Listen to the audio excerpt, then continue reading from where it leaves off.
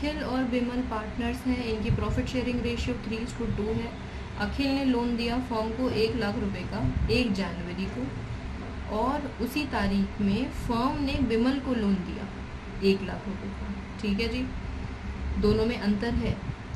अखिल ने फर्म को दिया है, देखो मैं यहाँ अगर ड्रॉ करके दिखाऊँ आपको तो ये हमारी फर्म है, और अगर ये अखिल है तो अखिल ने 1 लाख रुपए दिए फर्म को, और फर्म ने 1 लाख रुपए दिए हैं बिमल को।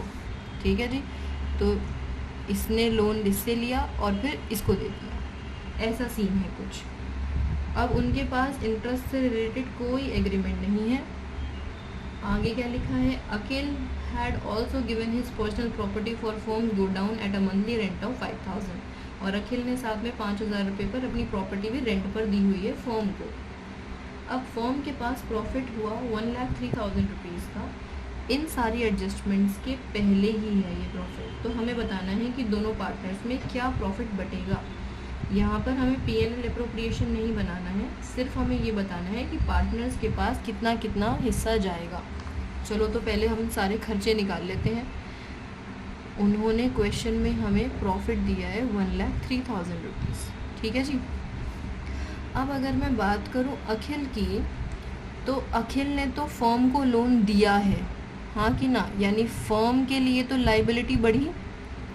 फर्म ने किसी इंसान से पैसा उधार लिया है, तो फर्म के सिर पे बोझ है, तो फर्म तो उस लाइबिलिटी को पे करेगा, और वो कितने रेट ऑफ इंटरेस्ट पर पे करेगा, 6%। बिल्कुल ठीक, तो 6% पे हमने यहाँ पे लिखा, लेकिन साथ ही में बेटा ये लोन का टाइम भी हमें गिवन है। उन्होंने दिया है ये 1 जनवरी, तो जनवरी, फरवरी, मार्च 3 ही महीने हुए हैं अभी लोन दिए हुए, तो 3 महीने के हिसाब से इंटरेस्ट निकालेंगे।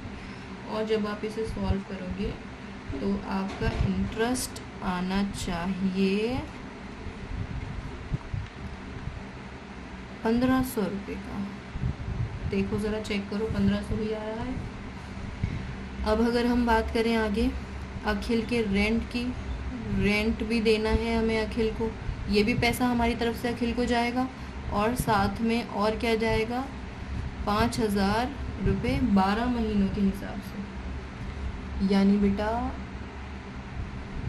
60,000 रुपीज़ का रेंट भी जाएगा अखिल के पास। अब अगर हम बात करें बिमल की, अब बिमल ने तो हमसे पैसा लिया है, हम यानी फर्म, और फर्म से पैसा लिया है तो ये उसको इंटरेस्ट देगा, तो फर्म के पास तो पैसा आएगा। बिल्कुल गलत सोच रहे हो आप। क्यों, ऐसा क्यों नहीं होगा, क्योंकि उन्होंने क्वेश्चन में साफ साफ लिखा है बेटा कि उनके पास कोई एग्रीमेंट नहीं है, और जब फर्म के पास एग्रीमेंट नहीं होता तो फर्म इस चीज़ के हकदार नहीं होती कि वो किसी पार्टनर से इंटरेस्ट ले ले। ठीक है, चलो जी, तो बिमल से कुछ लिया जाएगा नहीं। यहाँ पर आप एक अंग्रेज़ी की स्टेटमेंट लिख दोगे कि they do not have partnership deed. ठीक है जी, थोड़ा छोटा छोटा हो गया, लेकिन आई होप आप समझ पा रहे होगे। तो उनके पास क्योंकि पार्टनरशिप डीड नहीं है, इस वजह से no interest will be received from Bimal. ऐसी अंग्रेज़ी आप बना के लिख सकते हो। अब बेसिकली हमारा खर्चा ये हुआ, तो यानी जो अब फाइनल प्रॉफिट बैठेगा वो क्या होगा, 1,03,000 में से -1500 -60,000, यानी ये टोटल माइनस करने के बाद हमारा आना चाहिए 41,500। एक बार आप चेक भी कर सकते हो, यही आना चाहिए माइनस करके। और अब हमें इस प्रॉफिट को डिवाइड करना है अखिल के लिए और बिमल के लिए।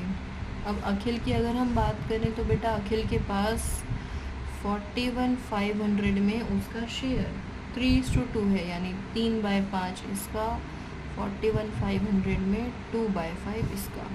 तो जब आप इसे सॉल्व करोगे तो ये 24,900 आएगा, और ये 16,600। आप एक बार इसे क्रॉस वेरीफाई ज़रूर करो। ठीक है जी, कैलकुलेशन हमेशा क्रॉस वेरीफाई करनी चाहिए, क्योंकि गलती किसी से भी हो सकती है। चलो जी, तो ये प्रॉफिट डिवाइड हो गया हमारा। क्वेश्चन बस यहीं तक था। तो ये था हमारा क्वेश्चन नंबर 10।